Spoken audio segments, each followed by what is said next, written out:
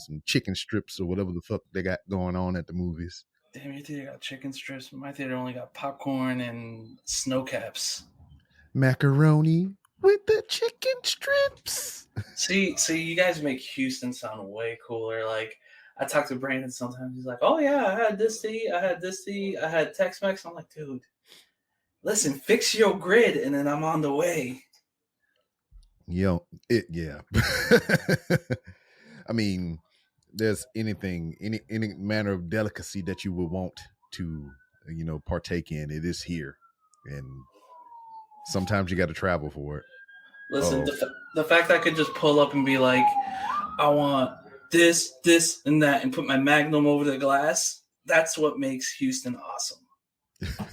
Well, your Magnum, your Wankerwoo, or the pistol. The pistol.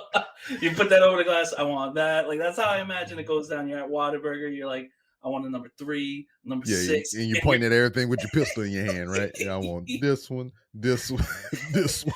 And then you pick up your order number with the barrel, just like, all right, there we go. I'm gonna give this to you back.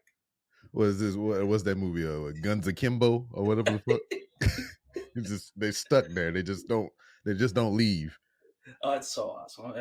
Every time I read something, it's like, good for you, Dallas. You guys got, or Houston as a whole, you guys got Joe Rogan, you got Whataburger, you got everything. Well, you can have Joe Rogan if you want him. I'm indifferent. I'll take Joey Diaz. Yeah. You are now listening to Random Ramblings with Rob.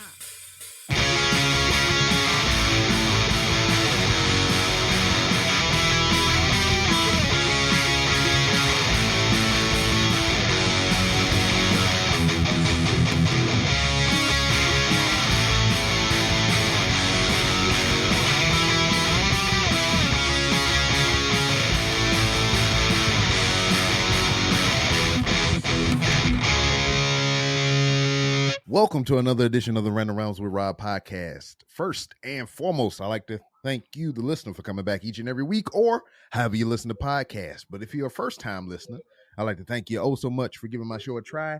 And if anybody recommended you to me, go ahead and lean over and give that person a crisp high five. Yeah, hold on, we on the other side, homeboy. You right here. Look, other way. There you go. There you go. Right. But you still worried about skin-to-skin contact with somebody other than your freak thing, go ahead, pick up your social media app of choice and send that person that recommended you to me a well-crafted DM telling them thank you for recommending you to me. And speaking of social media, you can find the Random Rambles with Rob on various social media platforms to include Twitter at 3R Show, Instagram at the 3R Show, and for everywhere else that you want to look me up, you can go to randomrob.com to where you can find all manner of things pertaining to the show. And if you want to see this show, you want to see our faces and everything, you can go on to 3R Show on YouTube. But to go back to randomrob.com, we can't forget the goddamn sponsor, Hooks, Rubs, and Spices. Open your third eye and daggone travel through the multiverse to get some of this stuff off of hooksrub.com. And hell, for your travels through the multiverse, you can save 15% on all that transversing and all that other stuff you had to do. You can save 15% for your troubles if you use promo code RANDOM. So yeah, if you haven't caught the little reference there, me and my boy Rito. What up? He's my current resident comic book expert in Marvel movie fanatic. We're gonna be spoiling the shit out of Doctor Strange in the Multiverse of Madness. And here's the thing: if you haven't watched it yet, pause it right now because there are fantastic things going on in the multiverse. There are extreme things going on in the universe. Some might say it's mind-boggling, and that's just what we call a taste. Yeah, and we're not going to get straight into the spoilers right away, but once we cross that threshold, boy, we'll let you know. Well, I think I got some freaky sounds for that? Do I got some noises or something? Yeah, you get the horns once we reach spoiler territory. So, how many times did you see it? 2, and I'm watching 2. the third one tomorrow in 3D. That's gonna be a mind fuck. Listen, I cannot wait to see things flying across the screen, seeing paint worlds. It's gonna be incredible. Mm-hmm. Do you have a 4D theater in your area? No, we just got 3D, so this is like one of the first films to be shown in 3D at this theater. Okay, yeah. Oh man, that's a great way to break in the system too. Yeah, but 4D, $5 a pop. It's not bad. Yeah, 4D as well. I mean, you heard Beat 'em Down talk about it on the Cult 45 podcast when they went see Anything, Everything, what the Kung Fu flick. Wait, who saw that? Brandon. Who's that? From Cult 45. I have no idea who that is. Oh, it might not be in your timeline. But I'm just kidding. No. Brandon's great people. Everything, Everywhere at Once. That I will say this. Minor spoiler alert for that film. If you want your whole understanding of multiverse and different dimensions kind of skewed and different views, I suggest watching that one first, then Doctor Strange, because it kind of eases the blow. So timing wise, I've seen them 2 days apart. So like my whole perspective on everything has been like, my third eye's been opened. Yeah, I seen that one a couple weeks back. I think I seen it premiere week for Anything, Everything, and all the stuff.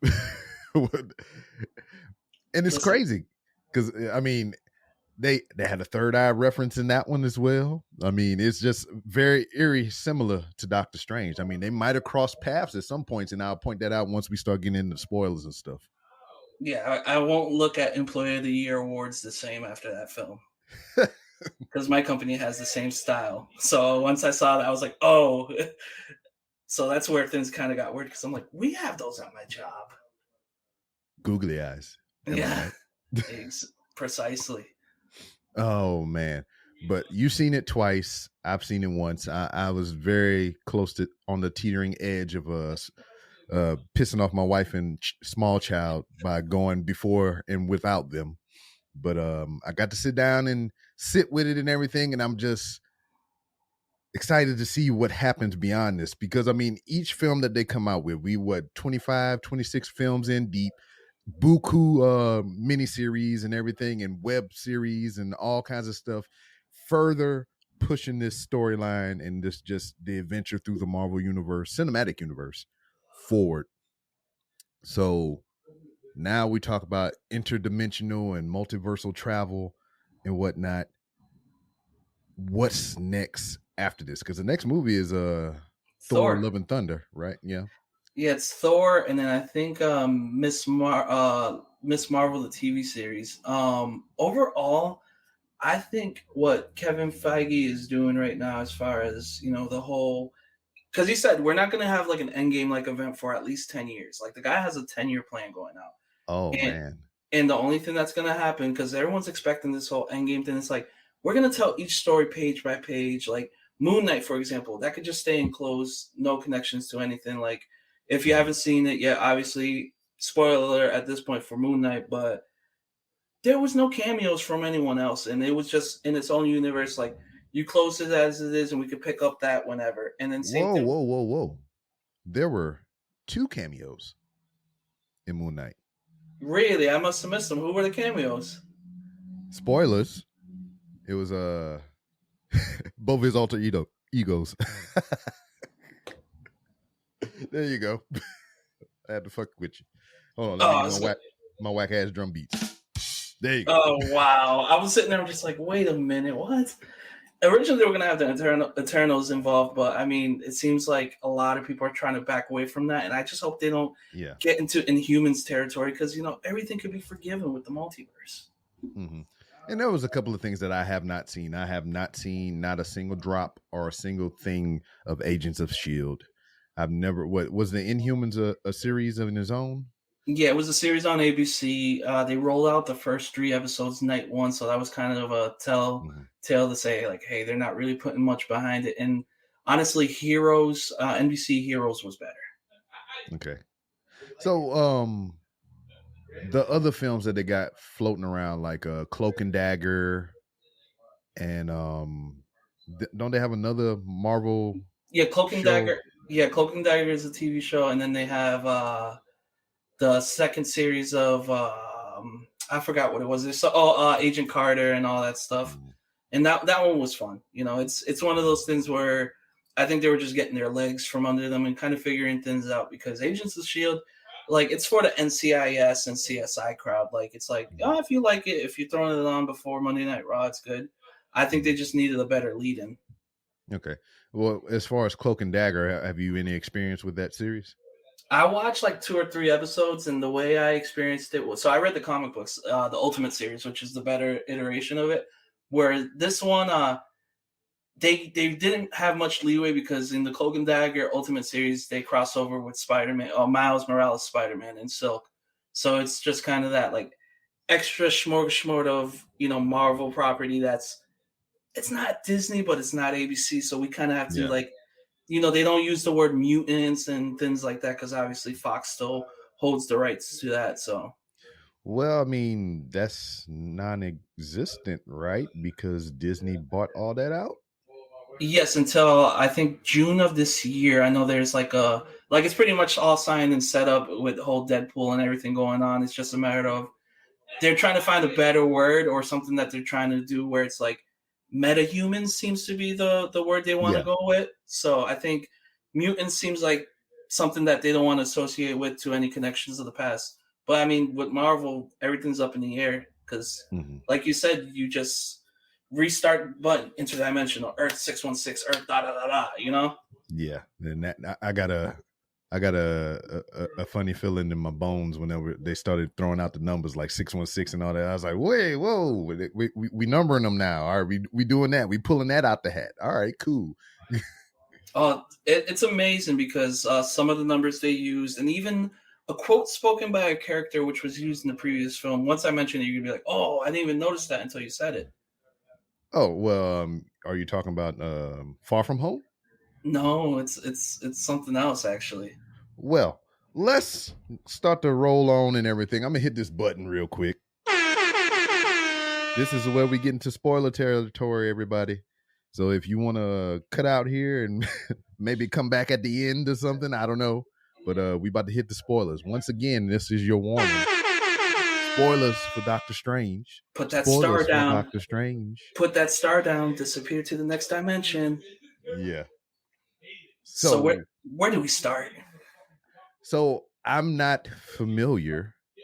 Well, shit, I'm not familiar with a lot of shit, because up until like maybe 3 weeks ago, I just started reading comic books. 40 years old, just started reading comic books. So I am not familiar with or was aware of America Chavez. So America Chavez in the comic books, as far as per canon for the mainline Marvel series, I think post Ultimates, she's the first Puerto Rican superhero to be featured, full Puerto Rican, because I mean we have Miles as well, but it seems like it was more extreme. So the way a lot of people assume with America Chavez, they're like, oh, it's a Captain America variant, and then there was some people that disliked the fact that the actress was Mexican and not a Puerto Rican. But it was never like fully addressed. And then there's some people that are like, oh, I can't believe it. She has 2 moms, LGBT. It's like, no, this was something that they put in the comic book pages. This was something that was from the jump, because her world was actually like a utopia, essentially. And then her parents, so in the comic book. So so you mean to tell me it's only a utopia if the place is just all women, right? Listen, I can't speak on that. I mean, it is Mother's Day, so we'll give them that. Yeah. But, her parents made the sacrifice play of, trying to save her or save their world. And then she woke these powers in her to, hey, let me try and find my parents. Because that was the whole kind of rigmarole of it all. I don't know if it was in this one, because I know there were with Doctor Strange, the Defenders version of Strange, looking for the Book of Ashanti or the Book Shanti. I don't even know. Yeah, Ashanti. Ooh, baby, baby, baby. Yeah, so your days are cold without that book. Mm-hmm. But yeah, America Chavez is a great character. The actress playing her, it seems like Marvel, what they're doing is they're working on the Marvel Champions style of storytelling. So you get the younger crowd. So you got Miss Marvel. Yeah. I don't know if we're gonna get Nova, so I'm thinking they're switching her out for America Chavez. We were gonna get Squirrel Girl, but unfortunately AT&T Girl and all that stuff didn't work out. And then Miles and everyone else. So it's gonna be interesting. I think Nova's probably gonna be introduced after Guardians or even Thor. So for Squirrel Girl, I mean, I've only heard of that character in name. I don't know the backstory and whatnot, but they were gonna get the thicky undercover thicky chick from the AT&T commercials for that. All that in thickness, AT&T. You notice ever since that came out in the media, whatever, everybody been thirsting for her online or whatever. Any AT&T commercial from a certain point, they only show her from like maybe the stomach up. Oh yeah, she'll be hiding behind the board, or she'll be up behind the desk, or they got the sweat. It is what it is. I mean, I would love to see it to fruition, but in the comic book pages, she defeats Thanos. Ooh. Yeah, so like pretty much everyone has their shot at Thanos, and I think it works better as an animated series. Maybe further down the line we'd get a live action, but I think with the whole Disney Plus and the whole property, they don't want to, put too much eggs in the barrel and knock it over, Mm-hmm. Yeah, and then I mean, when you say Squirrel Girl, to me that sounds like a young person, and she is not a young person, even though she looks very, very nice, very nice. She's not a young lady. Yeah, exactly. So, America Chavez is a great character. It definitely sets up the next generation of superheroes with Marvel, because what seems to be happening with Marvel right now is they're giving chances to the second tier. Well, I don't want to call Doctor Strange second tier because comic books he's number one and he's OP as hell. But when it comes to the storytelling aspect of Marvel, they're just kind of saying, hey, you know what? A lot of you guys don't know who Doctor Strange was. And people seem to forget Iron Man wasn't that popular amongst comic book readers outside of the cartoon series. So, like, if you give him a movie, same thing with Incredible Hulk, same thing with Captain Marvel, like, I'll be honest with you, most people had no idea who Captain Marvel was. They're like, what the hell is this? Is it the man? Isn't Shazam Captain Marvel? Mm-hmm. So, like, for me, because like I said, I wasn't a comic book guy, straight up television. So what I know about some of these characters come from, like, Spider-Man and freaking the Marvel X-Men series that came on Fox Kids and stuff, and just these movies more or less and whatnot. So Iron Man was a foreign concept to me when it was announced that it was going to be a movie, just like the Fantastic Four wound up being when they started the first phase of movies or whatever with those characters. I was like, who the fuck is that? I think the only recognizable people that I knew from that was the Thing, because I was like, what's this orange rock thing? And I never knew what the fuck it came from, which I just finished reading the freaking Original Sin story arc. Nice. That's a good storyline. So they had King Midas in there who looks eerily like the Thing and shit. So I was like, wait a minute, am I fucking up right now? No. That's just a little, like, there's stories where, like, I forgot what was the name of it, but I read it on a tablet like months ago during the pandemic, where the Thing, he was trying to cure his ailments, and he was just like infecting him. And then same thing with the Hulk. So there was that like kind of duality. And then even Spider-Man, where he got the radioactive end of the bite. So he was like, slowly dying. And then he gave Mary Jane cancer through, Spider webbing that ass. Exactly. But this next phase is interesting. Sam Raimi definitely, like, have you seen the Evil Dead films? Of course. You see a lot of touches to it. So one thing that popped me, so in my theater we have a superior sound system. The demons that he used as a cape, all that screaming and noises, are the same voice actors from The Cabin. Oh, nice. So that's why you hear that little like, listen to it again and you're gonna be like, oh snap, Rito was right. Or same thing with the shaky cam where Wanda was fighting the demons and you see her like this and she's like frantic and moving. That's, an Ash tradition where shaky cam, And as a tradition as well, Sam Raimi pop Bruce Campbell up in there. That was interesting. I loved the well, we'll get to what happens later, but it was definitely a a very campy way to show that, hey, you know, Bruce Campbell still got it. Mm-hmm. And then Bruce Campbell, to me, I always been associated with campiness anyway, because like I remember the first Evil Dead, and then that Evil Dead that they, you know, it pretty much started with part 2, right? Because they redid the first movie and said it was a second movie, and it was just all weird after that. Then Army of Darkness came out, and it was like, fuck all that old shit anyway. We want this shit. And then, you know, he would go on to make the TV series and everything, and that was phenomenal. And, you know, shit, he got a game that's coming out pretty soon that kind of tails off of that the TV series and whatnot. So I'm all in on Bruce Campbell doing campy shit. And this is a film, so when people say, oh, like, I understand you released this movie on Mother's Day weekend because it's about a mom who wants to find her kids, you know, Multiverse of Madness mom. And it is a horror movie at its core. Like, a lot of people could dismiss it and say, oh, it's whimsical. It's like, this isn't a movie you take your kid to, because there's a scene where you see Doctor Strange get impaled on a fence. Mm-hmm. I mean, I took my kid to see it. Yeah, listen, you're the best dad in the world, though. That kid can see things, and you'd be like, listen, this is just a movie. I understand. Well, this. I mean, my kid tells me that.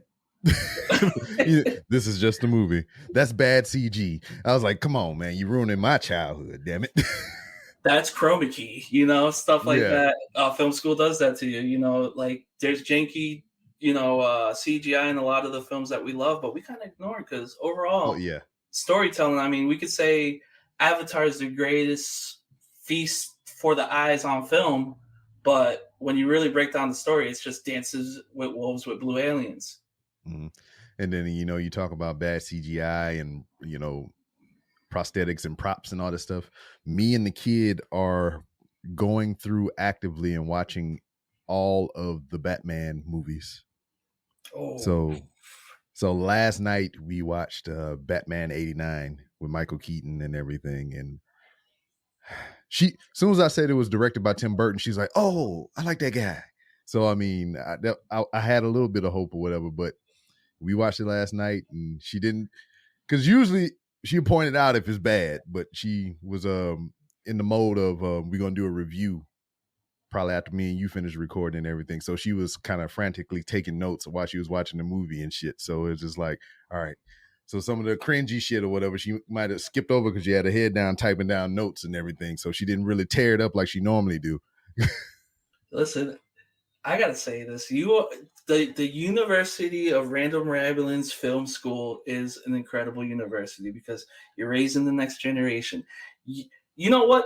I hope one day I'm gonna be like, you know what? Let me put aside this episode of Cult 45 and listen to Little Rob's episode. You know? Well, I would appreciate that. Damn, yeah, man, because like Halloween was a treat for us as well because I brought out a whole bunch of classics for her to watch, and then it was also a challenge too because you know they got some horror movies out there that get real into the adult side and whatnot. So it was trying to like pick and choose the good one. So introduced her to The Thing, which I mean it's scary, great practical effects and everything. Mm-hmm. So I mean, but it wasn't overly sexual and stuff like that. So that was a good pick. And just like I forgot some of the other ones we did. There was only one movie that comes to my mind that we watched out of all 31 days of that month, and that was You Better Watch Out. Oh, good choice. Good choice. It was only the one scene when they was talking about Princess Bubblegum, and it's like a pussy probably tastes like. I was like, oh, damn. I forgot about that part. It's one of those things, but like, you know, it's incredible to put 31 movies across. One movie, I mean, as she gets older, but you know, I might get hell for this, but one of the greatest Halloween movies I've seen from the Halloween series is Halloween 3, you know, Day of the Witch or whatever it's called, like with the masks and the, like that music is creepy as hell. Yeah. It is, you know, but Sam Raimi, as far as like I said, this is rooted in the horror film, like the filter of a horror film. Like we all have the Vaseline on the lens. This is scary. Like at its core, it is a film that makes you uncomfortable because there's a scene where certain characters, like they don't turn away. Like I think if I was behind the director's chair or as executive producer, sound is key because there is a scene where someone's head gets snapped and you hear it. You don't see it. You Yes. only see so much of it and you feel it. And then they cut to the person in the real world and you're like,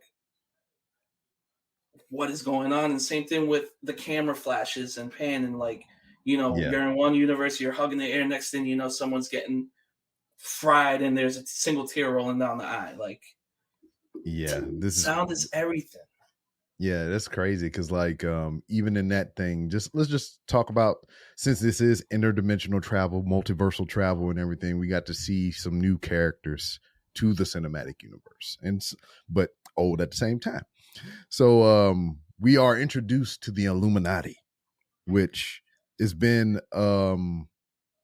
tossed around in circles that I frequent in or whatever, which I've never read that series yet. So I mean, I'm making my rounds and everything. I just finished Original Sin. I just finished Thor, God of Thunder, which that movie's coming up and it looks like it might have a little tie-in with those first 2 issues of that series. Yet the God Butcher. It is one of the greatest villains on the page. It might be just as good, if not better, than Loki as far as villains go. Maybe even better than Thanos. It's just a matter of keeping that measurement. They portray it, yeah. Exactly, because you could go way left and go campy, or go way right into evil, or just keep a happy center. Like Taika seems like he's starting to get a hold of things. My only worry is they don't do it right. Like, I want Christian Bale from the set of the Terminator film angry on this film. Mm-hmm. Yeah, and that was another thing that I come to find out as well, that Christian Bale is going to be that guy. And I was like, I want to say I can see it, but you're going to have to prove it to me. I'm going to have to actually see it in action, Give me American Psycho meets The Machinist with a little bit of campiness, not too much. And I think we're going to enter a realm of uncomfortableness. Not Joker, though. Don't do the Joker thing, because it seems like when people try leaning into the Joker thing, it just goes way left. I think this is going to be one of the greatest villains, as far as, Thor goes. But back to the original pace with the Illuminati, it shows that they exist. Like, no matter which way you cut it, it seems like that's the nexus point. Like, no matter what, that's the constant. And I don't know if Doctor Strange of Earth 616, our universe, is going to say, hey, let's get Black Panther. Let's get, we can't get Iron Man. Okay, let's get Hank Pym, or like, Namor, or some type of way. Let's marvel this up and figure it out. Because in the original Illuminati storyline, they sent Hulk to Planet Hulk. They sent him to space. Mm-hmm. So unless he goes crazy, which I don't know, unless they separate him somehow, I think they're probably going to send someone else up to space and say, hey, fuck off over there and figure it out.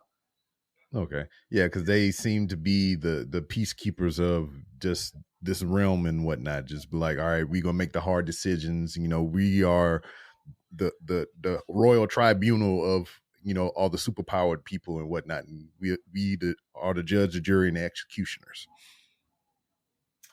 Yeah, and the way it was introduced, like, so for those who've seen, so this is against spoiler territory, we're already past that. Some people in TV spots, especially for the NBA playoffs, have seen that yellow hovering chair. Oh. And you're thinking, what the hell is that? I mean, I knew from the jump, because as a person who watched the series and read the comic books, I'm like, yeah. No. I mean, I know that from the Fox series. So, and the way it's introduced, it's like, so-and-so, so-and-so, so-and-so, and our leader, Professor Charles Xavier. And then you hear that. By the way, Danny Elfman worked on this, so he's the music setup guy for this. And you hear that. So it's like, all right, that's that Charles Xavier. And just seeing them on screen, it was like, everyone screamed in the theater that I was in, and I was awestruck. Like, I'm like, this is the closest thing we got to Stan Lee being in a film as Stan Lee. Because when you think of Charles Xavier, it's like, no, it has to be Patrick Stewart. No one else. Yeah. It could be that little guy, whatever, cool, whatever. But my Professor X will and always forever be Patrick Stewart. Yeah, and it's cool to get him while you still can, You know what? He looked old. Like, time is kicking that guy's ass. But you know what? We got him. He had the green suit, the blue tie, and just... So there's a quote he says to Steven where he says, although you may stumble, it doesn't mean you're lost forever. That is the same quote from Days of Future Past when Charles Xavier spoke to his younger self. So when I heard that, I'm sitting there like, no one's hearing this? Like, one guy was like, you heard that? So that was incredible. And then even for me, it's just like seeing him on screen in this universe or whatever. I'm just like, I'm thinking about him in Logan.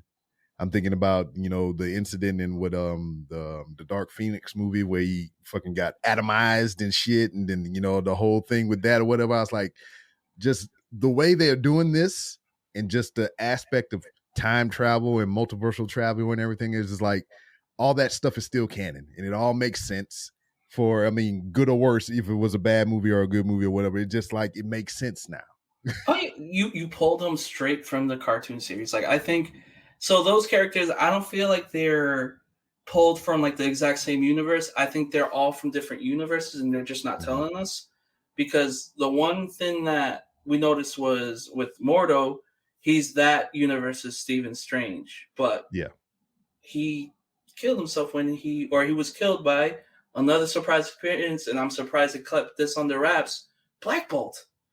Yeah. And it was accurate. He had the mask, he had the wings, and just seeing him was like, oh, all right, cool. Like, some people in the theater were like, who's that? And I'm just like, whatever. So there's a character that I came across reading all the original Sin stuff, because they had a lot of side issues as well, apart from the main story arc. There's a dog that has that same tuning fork type deal or whatever. That so that dog was in Inhumans, and also in the Kamala Khan run of Miss Marvel, she babysits that dog. Okay. So we might see an appearance from him in the Disney Channel, the Disney Plus series, hopefully, or some iteration of it. Okay. And then I thought, you know, for a feigning moment or whatever, that dog was used as one of Steven's, you know, one of his enchantments or whatever, because, you know, now we see him casting in snakes and dragons and all kinds of other stuff or whatever. So it's just like in the beginning of the movie when he first get into one of his spats or whatever, not the very beginning with that I'm talking about this Steven, the main character. Yeah, in New York City post-wedding. Yeah. So he was doing the little joint, and I could have swore I saw that dog was one of his enchantments just come across the screen and fuck some shit up and just kind of disappear and shit. It was very quick, because all I remember seeing is like the little tuning fork in his forehead and shit. So I don't know. I mean, that makes sense, because, you know, you're accessing different points of interdimensional travel. I mean, perhaps. And like I said, Black Bolt was welcome, and I'm glad that the actor, his name's slipping me, but was able to get that redemption, because he seemed very heartbroken that the show wasn't as successful. So I'm glad that he got his time on screen. But the one thing that, you know, people were speculating and we weren't sure we were going to get was, oh, wait, hold on. We got Captain Carter. That was incredible. That was good. They kind of played that through the What If series and shit. That one's a different one. She's from a different universe. Same character, different universe. Because I was thinking the same thing. I was like, oh, she's probably going to bust through a portal or something. But it's a different iteration of that. Mm-hmm. Then after that was the Captain Marvel, which was a black lady now. Maria, I think it was Maria or Monica. I think Monica's the younger one. So Maria Rambeau, who the actress that plays her, is going to be the next 007, or the female version of 007. Yeah, so great actress. She got her time in the sun. And then, you know, we're just like, all right, well, what's the next empty chair? And then just John Krasinski, Reed fucking Richards. I know, and everybody just been fantasy booking that for however long, and they just like, here you go. You can have it. I saw that and I was just like, is this fucking happening right now? Like the whole theater was just like, it was a slow uptick. They're like, oh my God. Because the way it was introduced, I'm like, oh, it's Tony. It has to be. I am glad I was not in the theater like yours, because that shit would have irritated the fuck out of me. I was like, hey, goddammit, I know it's cool, but they still got dialogue they gotta say, because you're gonna be cheering and shit and they're gonna be talking and all I'm gonna see is this. I'm like, shut the fuck up, I'm trying to hear what they're saying. Oh, dude, it was awesome. Like, just seeing them on screen, the suit looked great. Granted, it was janky CGI, whatever, but we finally got what we wanted. Like, it's great to see that John Krasinski committed, because he easily could have said no and said, "Fuck that, I'm just gonna sit on office money." Yeah. You know, you could have been like, "Oh no, whatever," and they could have got the next best thing. I mean, now we're gonna address the elephant in the room. You know, do we still get these characters after? Honestly, I think we get some iteration of it, just because there was a throwaway line by Doctor Strange that said, "Wait, didn't you guys chart in the 60s?"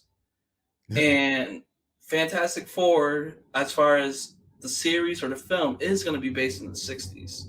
So I think they're going to incorporate their time from either being lost in space or Doctor Doom, interdimensional, whatever, yada, yada, yada, into our time.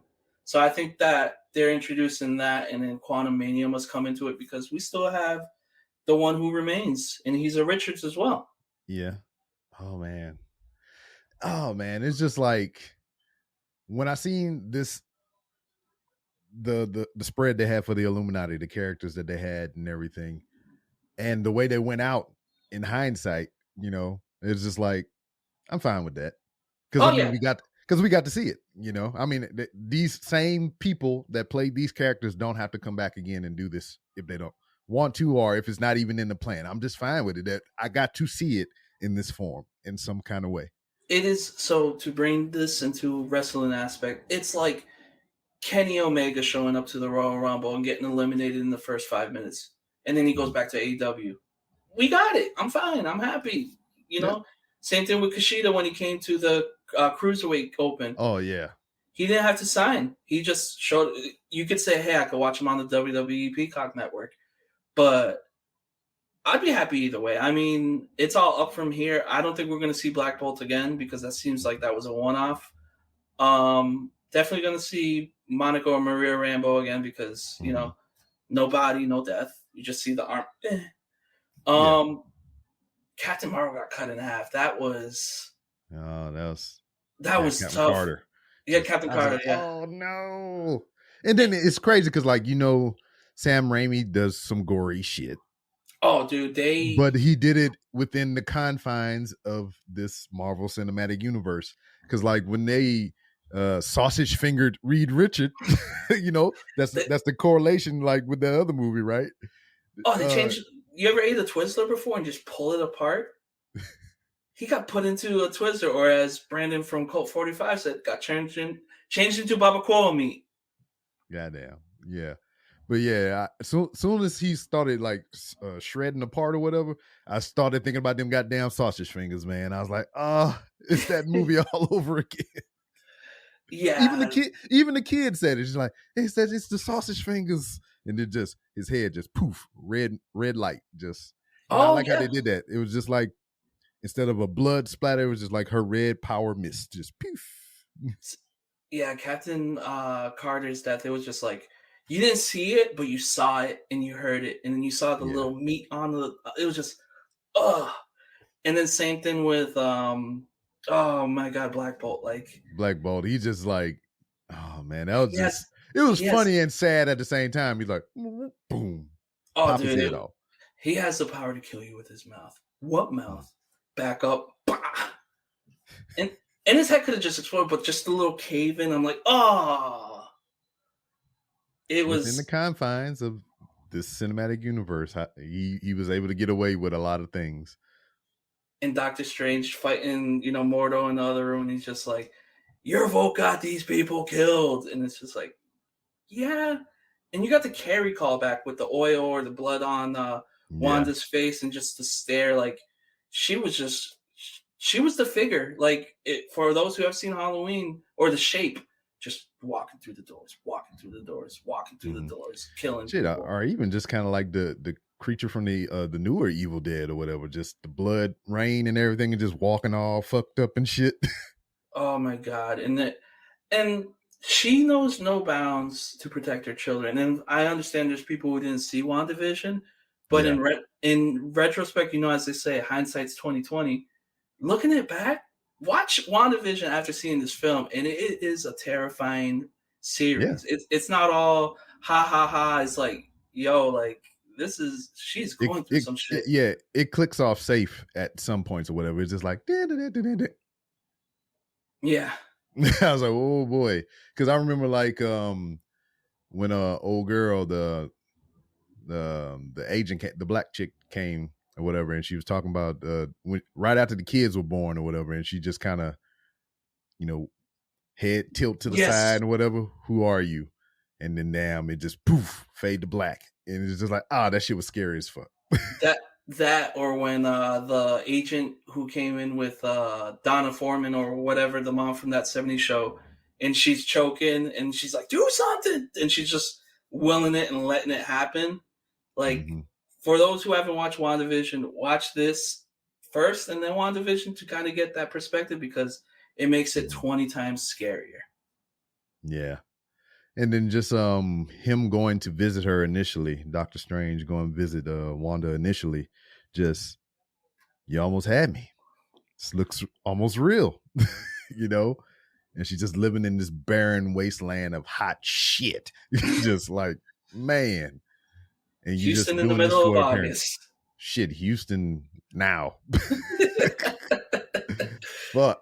It's like I went outside just to drop a trash bag in the trash can, and almost my sandals almost melted to the pavement.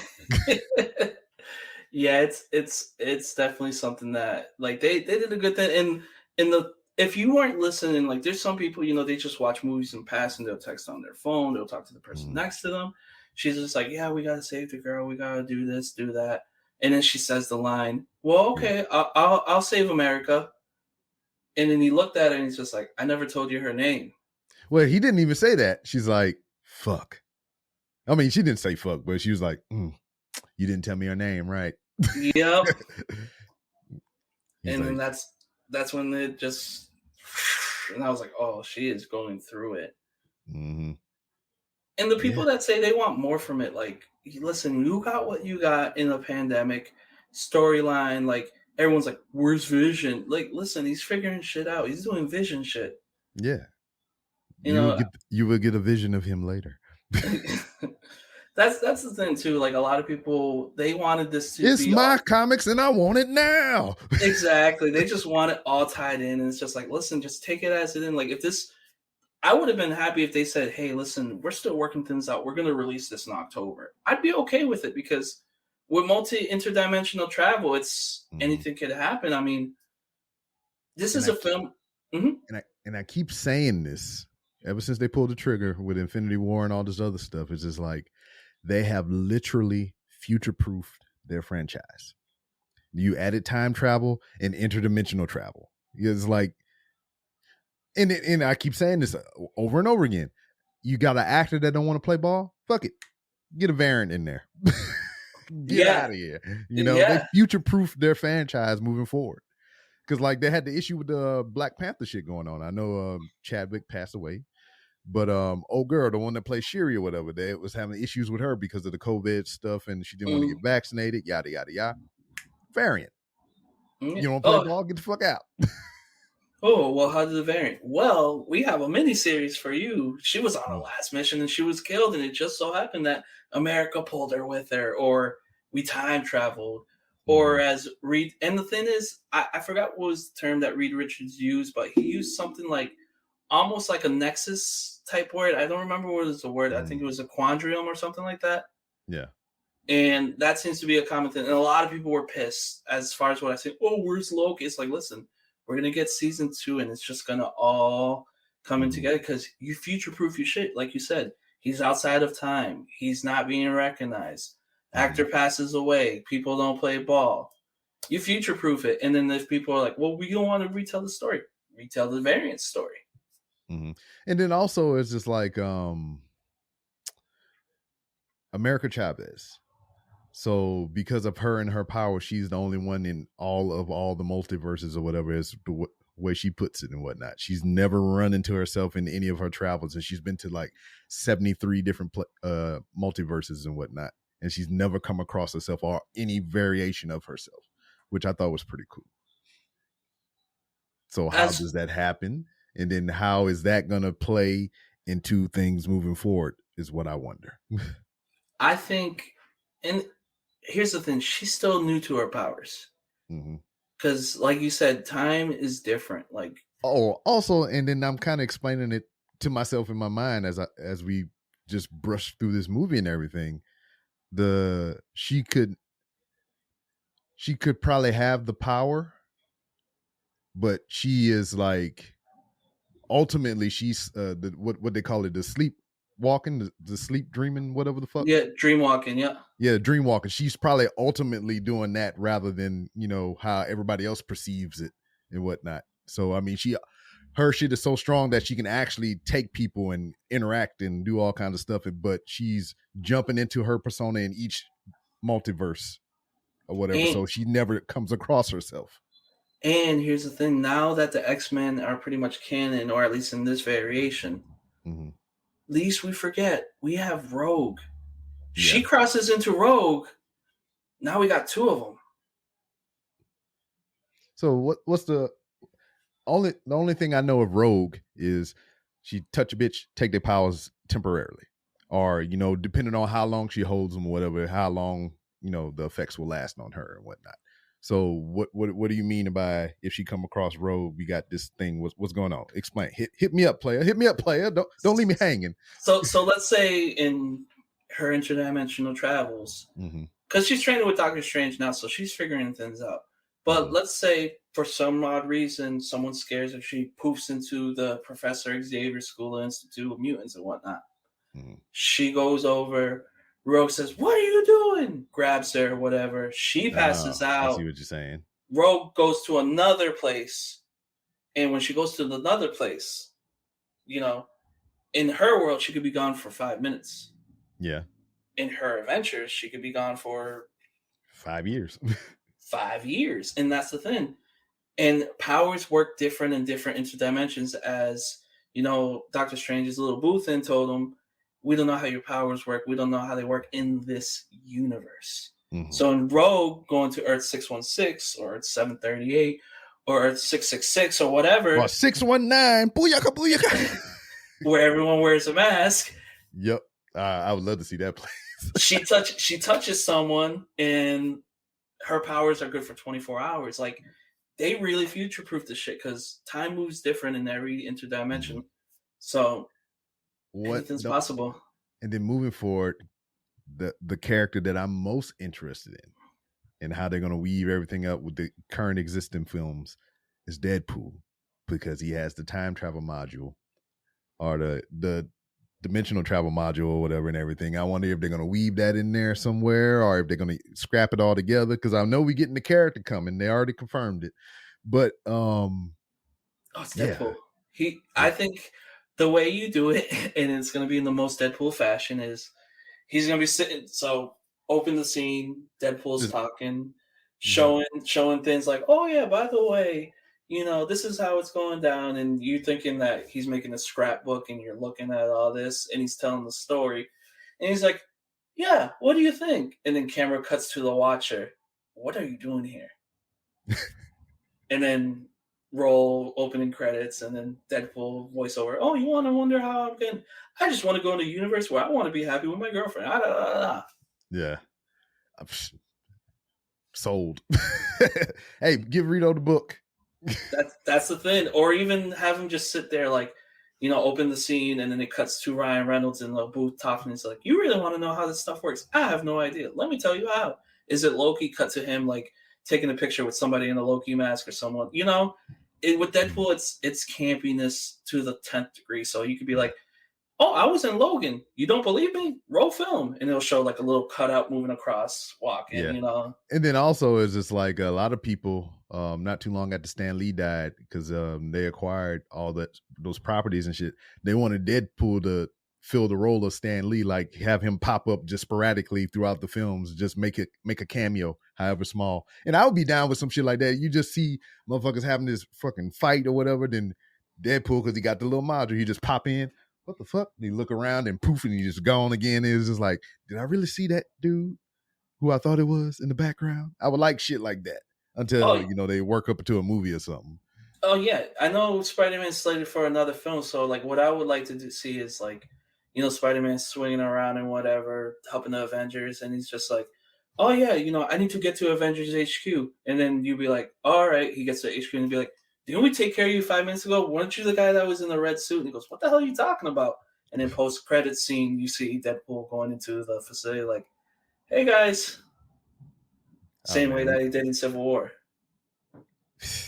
So much good shit. TV shows, literally anything. You could just be like, even post-credit scene, like, I don't know if Moon Knight's going to be introduced as a character in the main line because Oscar Isaac has, you know, Warner Brothers at his door and Star Wars at his back door and then Disney at his front door. It's like, you got the characters that talk amongst each other. So I know I'd like to see a cameo of Moon Knight talking to himself. He's like, yeah, I'm just going through it. I go through these phases, and then Deadpool just leans on him like, yeah, I talk to myself too. And then what? And then cut to black. Oh yeah, so much good shit.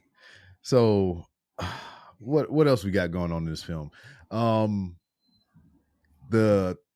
This made sense to me to be a Sam Raimi film because the Darkhold eerily reminds me of the Necronomicon.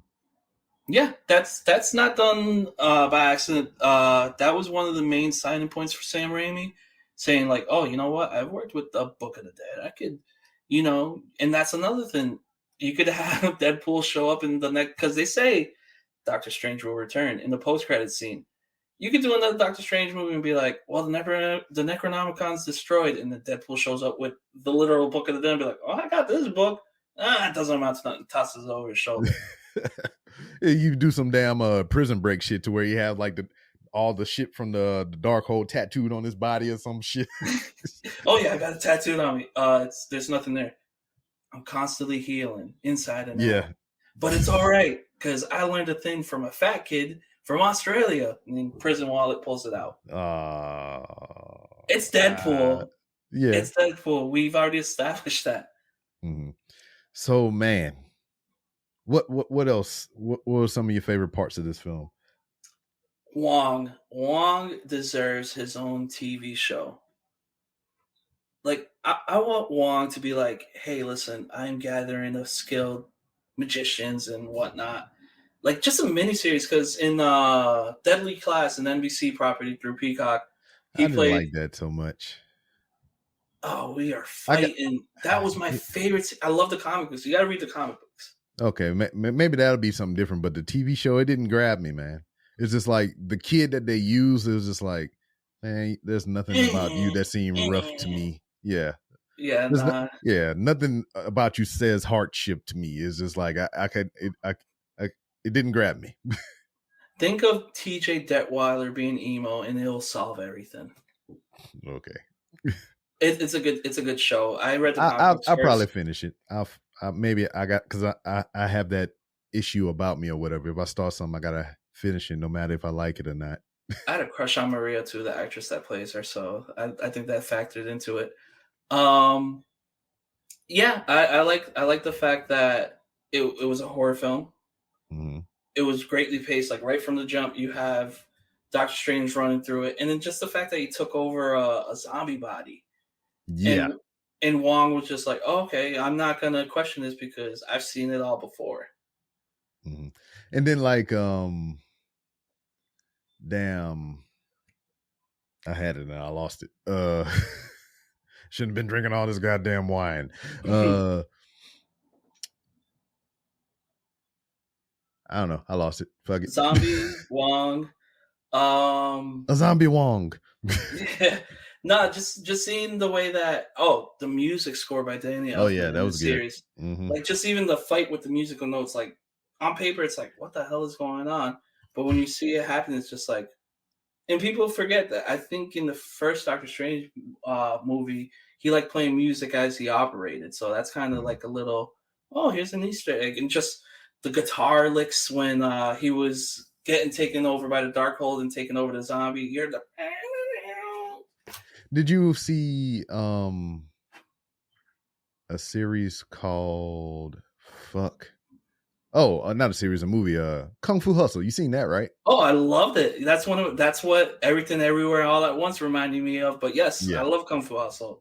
So the music notes or whatever remind me of the guys playing the freaking the joint or whatever, the little thing from Kung Fu Hustle and everything. So when I seen that, then he hit the harp strings, I was like, yeah, that's I like that shit.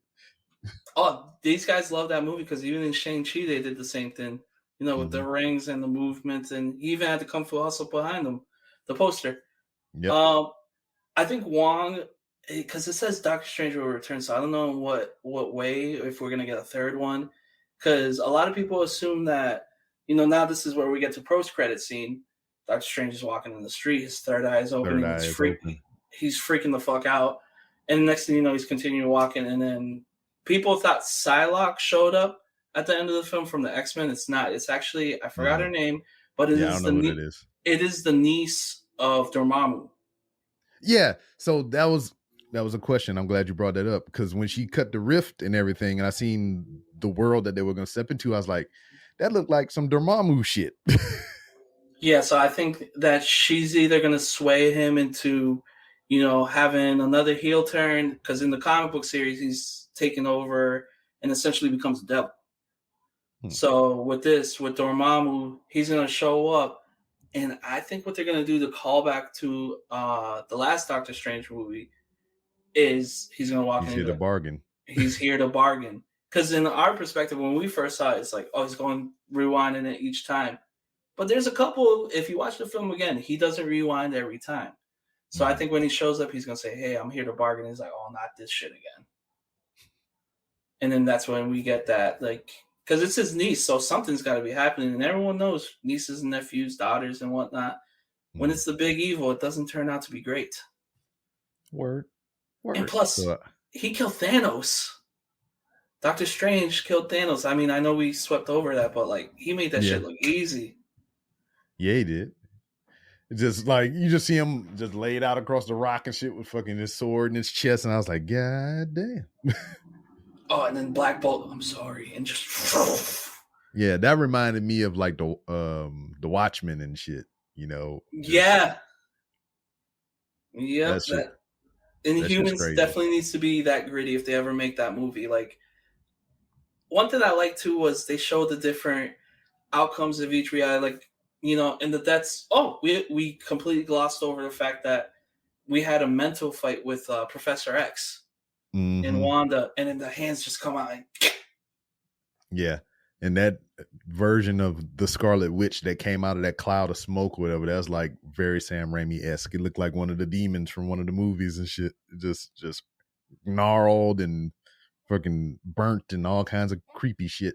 Didn't they have a scene where she came out like a wall or a portal or some shit, and she started doing the little freaking when they were in the big stronghold. Yeah, she's in the reflection. I'm like, oh fuck, creepy shit. Just splashing the water around so she can't get out and shit. And she came out of a fucking gong of all things, the reflection of a gong. Shit. Yeah, once you see Wanda, you're gone.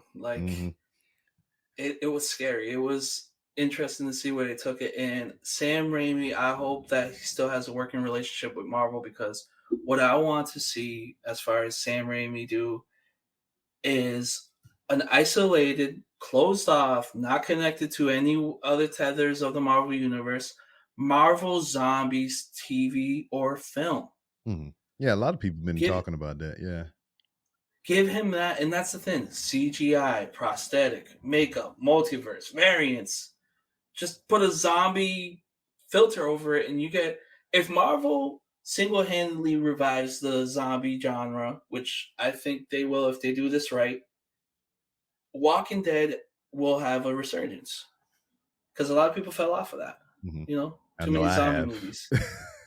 Yeah, we got all zombied out. It seemed like every World War Z, I'm in love with a zombie boyfriend who loves me.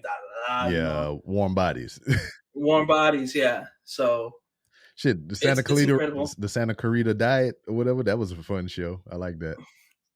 It's good to see. I think one thing is, I like the fact that they kept asking if Steven was happy. Because he never answered it wholeheartedly. He said, yeah, so I think with this whole third eye, because they say the Darkhold corrupts those who get involved.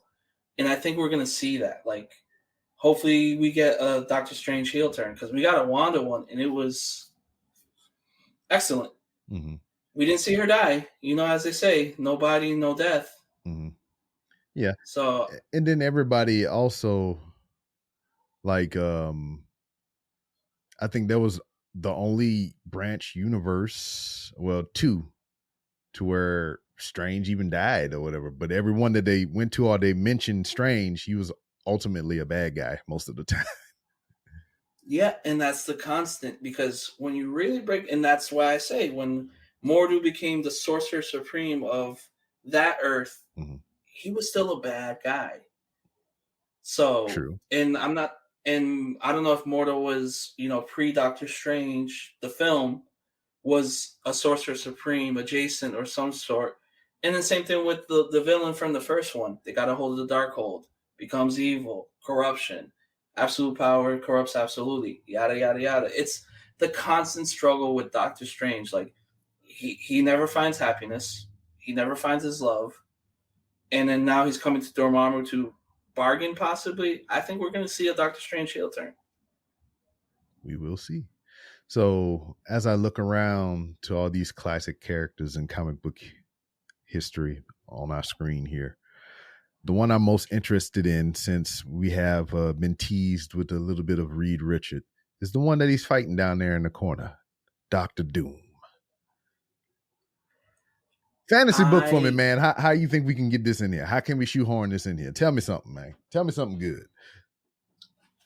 So I think with the No Way Home, having Avengers Tower be sold, mm-hmm. the Baxter Building, and that's the thing. It's the Baxter Institution, or whatever they called it. I think a lot of people are going to assume that, it was Reed Richards that bought it. Like, people forget that Victor Von Doom is, smart billionaire, or whichever way you want to play it, because he could be Iron Man variant for all we know. And then also, from what I know of cinematic universe or whatever, because I don't know shit about the comics, Dr. Doom is always funding Fantastic Four shit, pretty much. Exactly. So he funds the building. Whose parents we don't see in No Way Home and the whole Spider-Man series? Flash's parents. Yeah. You look at Flash, they never really establish his background. At least I don't assume so. So he's racially ambiguous. So you get someone like, well, who can it be? And this is who I want. Ever since I've seen him in Breaking Bad. I know you amongst the millions, and with myself included. I want to see Giancarlo Esposito, I think that's his name, as other people know him, Gustavo Fring, as Dr. Doom, because you look at him, from a surface level, you look at him and Flash, the palettes match up. He kind of plays a version of Dr. Doom in The Boys as the president of Vought. Yeah. He has that tone to him, and he's just like, well, yes, we'll take care of this. And you put that behind the mask, and you have, the voice and everything. It's all up from here. Or, let's say, now we're going to go with someone else. I mean, you can even go with Walter White himself playing, Dr. Doom. I'm down with that. But we got to see. I mean, I think for all we know, he's probably working with Zemo. Yeah. Because Dr. Doom could be like, hey, I'm from the same hometown. You guys fucked it up. Now I'm here to get revenge.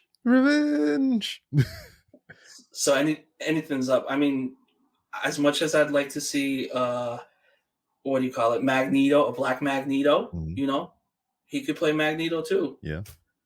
So it's going to be interesting. Also, things that have not come to fruition. Adam Warlock. What's up with that guy? I think he probably got lost in the shuffle, or it'll in probably space.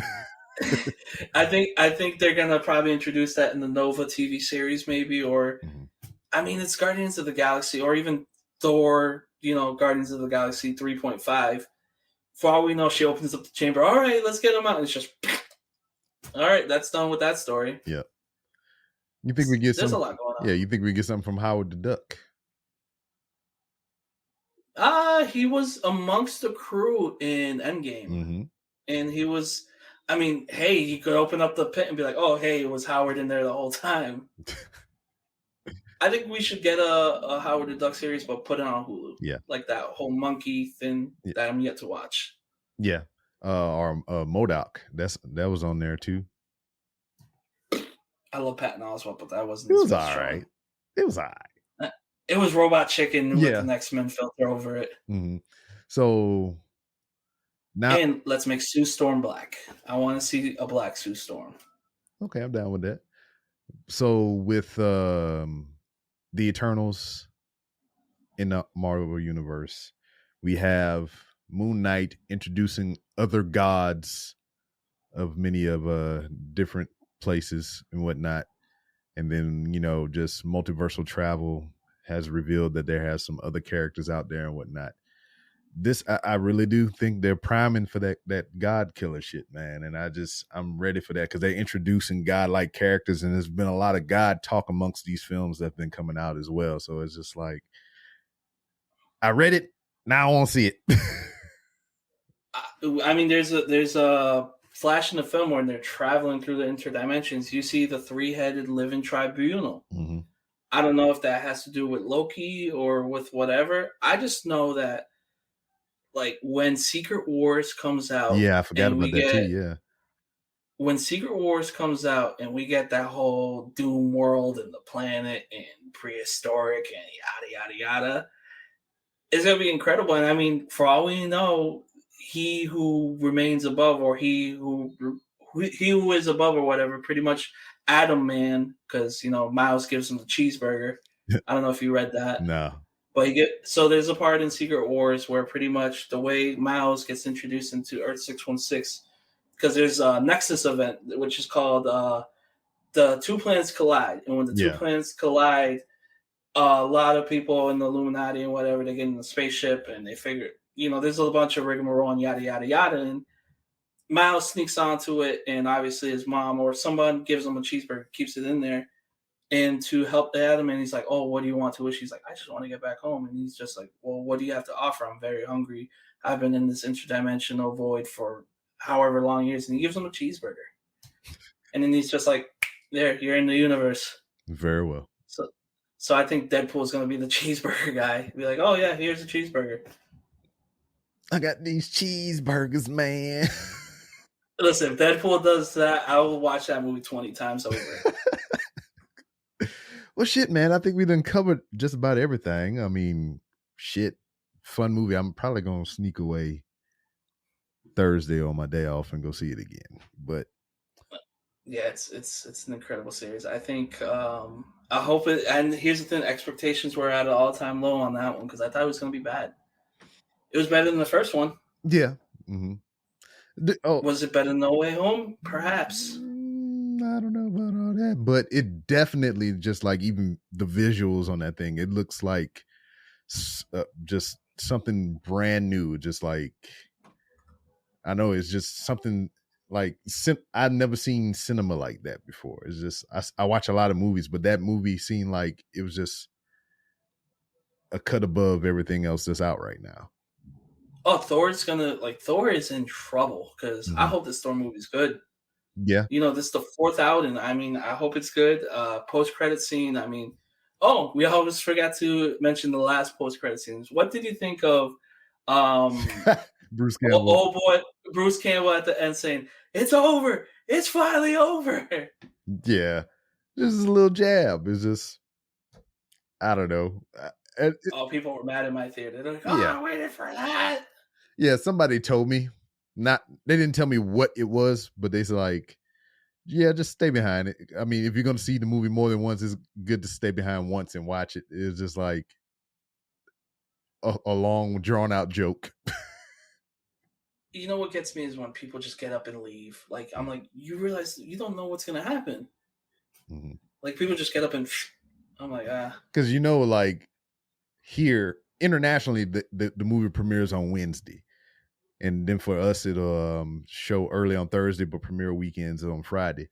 So like on Wednesdays, I'm like trying to tentatively get online and be like, how many end credit scenes they got? Because Sometimes I do just want to get up and leave, but if I get somebody that goes before me, I'm like, hey man, how many end credit scenes they got? There's like only one. All right, cool. And I just sit and wait. Then I'm out.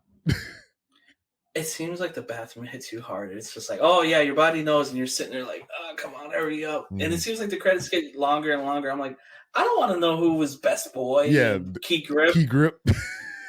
I'm just like, listen, put that at the beginning of the movie, man. Like, let us come in late for that. Key grip. But yeah, it's the same thing. I'm just like, hey, I could get best boy and key grip, like sure, but it was a good movie experience overall. On a scale of 1 to 10, what do you give it? Ooh, 1 to 10. 1 to 10. 1 to 10. For 2022, on a scale of 1 to 10, I give What's the random ramblings with Rob's score? I give it a 9, man. I like it. I give it about an 8.5, just because I felt like there was more left on the table. Like I think I'm from the house where I like kind of bummer endings, but if you just ended it with the Illuminati like at the like post credits and just left it, perfect film. Yeah, I'm down with that. But it's gonna be interesting to see what they do with X-Men and everything. Now it's just all up in the air, and people are gonna want more. Like Kevin Feige he's gonna get Elon Musk money in no time. Yeah. And then I've just been seeing things that I haven't even read up on yet, because like I said, I'm just starting to get into the comics, because you have a adaptation of freaking Knight Rider. What's your Ghost Rider? There you go. Per canon, Hasselhoff is in Guardians of the Galaxy, like, so that can happen. True, but no, I mean Ghost Rider. We got Moon Knight there. And I forget who the other two. I think it's Blade that's coming soon, and then another. What's that? Midnight Punisher. Sun. Yeah, Punisher. Yeah. Midnight Sun. Yeah. What was that about? So pretty much what it is. I haven't read that far into it, but it's like an amalgamation of people who are like kind of like the dark side of the Marvel universe. So I am the Knight. It's essentially what John Constantine had with Justice League Dark. Okay. It's like their version of it. Will we get that on screen? Hopefully. Doctor Strange leads his version of the Dark Avengers. Like I said, there's going to be something for everyone, and it's just a matter of who's going to play ball. Because, like I said, you could get replaced like that, Word. Oh, you got killed on the mission in Budapest. Done. Oh, we got your twin brother. Done. We got the variant. Oh, we got Petro. Boom. And those kids, Wanda's kids, they got a paycheck for life because, as long as they don't get into weird shit and act up, you got another potential West Coast Avengers team up with the young kids. Also, I know they ain't going to do nothing but get older or whatever, but like in the time that WandaVision came out, up until how they were portrayed in this film or whatever, they don't look like they aged all that much. I think they shot it all in one shot, and they just haven't told us yet. Maybe. Because, with Marvel, they like to keep things in the house. They give you things in pieces. They like to misdirect. Because that things have gotten out of hand line is not in the film. Yeah, so it'd be like, all right, you show up in your Doctor Strange garb as an extra or whatever. Like, all right, now we're doing Black Panther today. Fuck. All right. Oh, dude, and that's the thing. Like Marvel, I'll tell you something off cam, but there's a way that they do things. Word. But yeah, man, I appreciate you just chatting it up with me, getting my hopes up and bringing some of them down, maybe about these films and whatnot. But let them know where they can find you on the lines there, Rito. Everywhere, Rito's Modern Life, wherever you need to find me. I am currently on a hiatus with my podcast. I will be back soon. Rito will return. Exactly. We're going to put that then. Rito will return. But yeah, we're just figuring things out, and there's a lot of things in motion for the summer. And coming this fall, you're going to see me in some projects. Word. What, Fifth Ward, Third Ward? They're not those projects. All right. No. Let's just say things are good. Word. But as it is, as always, man, you've been a guest of the show, yada yada yada. Come back anytime, promote your shit, and all that. Acknowledge me. Acknowledge him. So, with that being said, on behalf of myself, on behalf of my man Rito, that's it, everybody, and we'll see you next time. Rub your meat.